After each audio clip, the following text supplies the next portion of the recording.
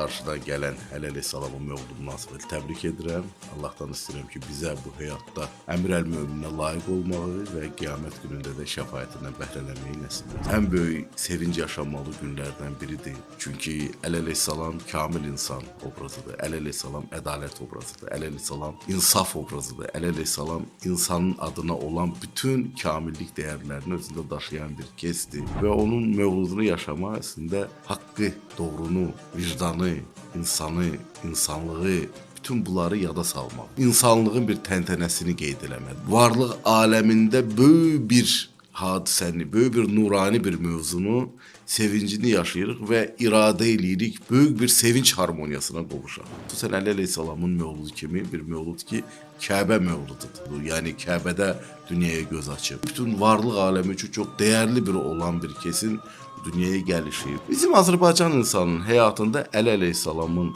hər mənada yeri hiss olunur. Baxın, Əli Rəhmi, Əli Əleyhissalama bir köklü, fundamental eşq var xalqın içində.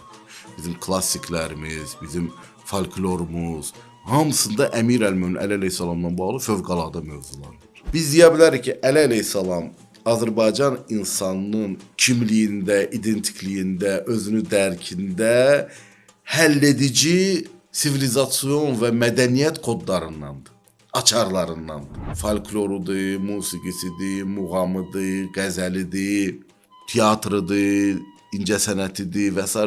Azərbaycan insanının içində Əmir əl-Mömin Əli Əleyhissalama aid xüsusən bir nöqtə var. Kəbədə dünyaya gəlib, Peyğəmbərin yanında böyüyüb və ilk İslamı qəbul edən şəxs olub. Peyğəmbər Əleyhissalamımızın, Allahın salamı olsun onun pak əhli beytinə, dövründə Əmir əl-Möminin Peyğəmbərin xidmətindədir. Lazımdır, çağırış olur, dini qəbulləmədir, mən hazır. Yatağında yatıb ölümü qarşılamaq lazımdır, mən hazır. Hər kəs dala çəkilən vaxtı döyüşdə, səhnədə olmaq lazımdır, mən hazır. Və bütün bu mərhələlərdə, bütün bu vəziyyətlərdə Peyğəmbərin yanında olan şəxs. Əmir əl-Möminin ilahi imaməti elanı ilə nemətlər tamamlanır.